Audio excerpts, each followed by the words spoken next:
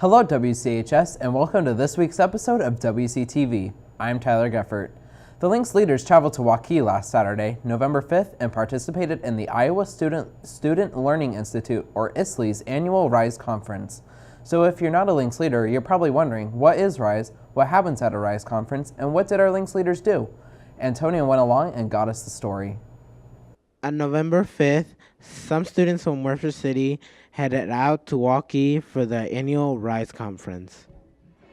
All right, RISE is a student voice conference where students from all over Iowa come together to discuss issues in education that they're passionate about.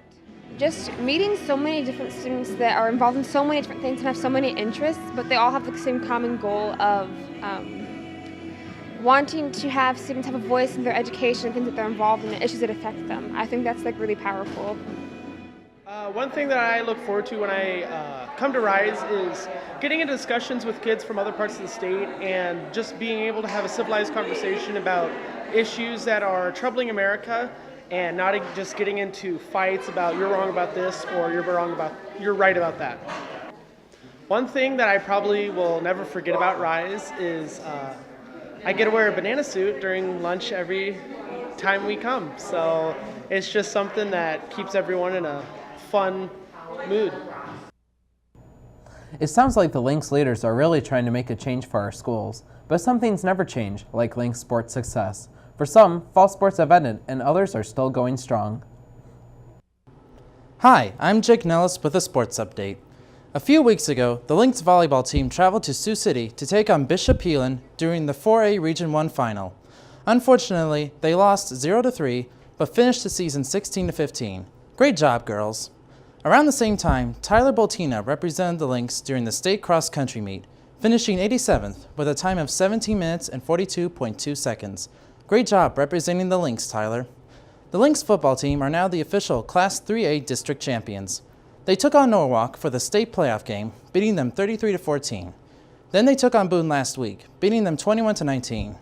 The Lynx traveled to the Unidome yesterday to take on Glenwood, beating them 6-3. The Lynx will play Pella for the championship next Thursday at 7 at the Unidome. Good luck, Lynx. This has been Jake Nellis with a sports update. Hola WCHS. Hoy viernes va a estar a 51 con vientos de 8 a 11 millas por hora. Mañana sábado va a estar a 53 con 6 a 21 millas por hora de los vientos. El domingo va a estar a 59 con vientos de 8 a 16 millas por hora. Hasta la próxima semana, ha sido Antonio Calles. Thanks, Antonio. Next up is the poll. So we asked some students, what is your favorite extracurricular activity?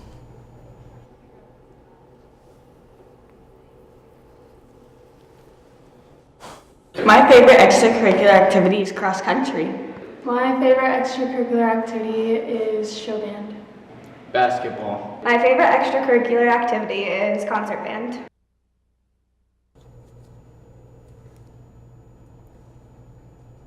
Today, November 11th, is actually a national holiday, Veterans Day. Veterans Day is a holiday to celebrate and thank all of the brave men and women who have served in our armed forces. We are having an assembly at 1 o'clock today in the competition gym to commemorate all of those who have served in Hamilton County. John has more information on Veterans Day and what it's about. November 11th, 1918. This marks a date that Germany signs the armistice, thus ending World War I. This became known as Armistice Day. 20 years later, in 1938, this day became recognized as a national holiday by U.S. Congress. In 1954, President Dwight D. Eisenhower then changed the day's name to Veterans Day to celebrate the men and women who have served this country. Webster City High School's in-school supervisor and veteran Marvin Carr expresses his feelings for Veterans Day. Veterans Day means to me that I served my country proudly for my friends and family back home, which is here in Webster City. There are many different ways anyone can show their support to the veterans. Here are a few students who explain how they have shown their appreciation for those who have served.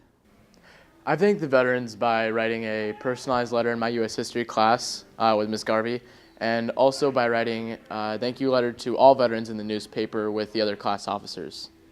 I haven't done much to thank veterans lately, but usually when I see one on the streets or anywhere, I tell them thank you for your service. Be sure to go out and thank the men and women who have served our country. This has been John Brand from WCTV. WCTV would like to thank all of our nation's veterans for serving our country.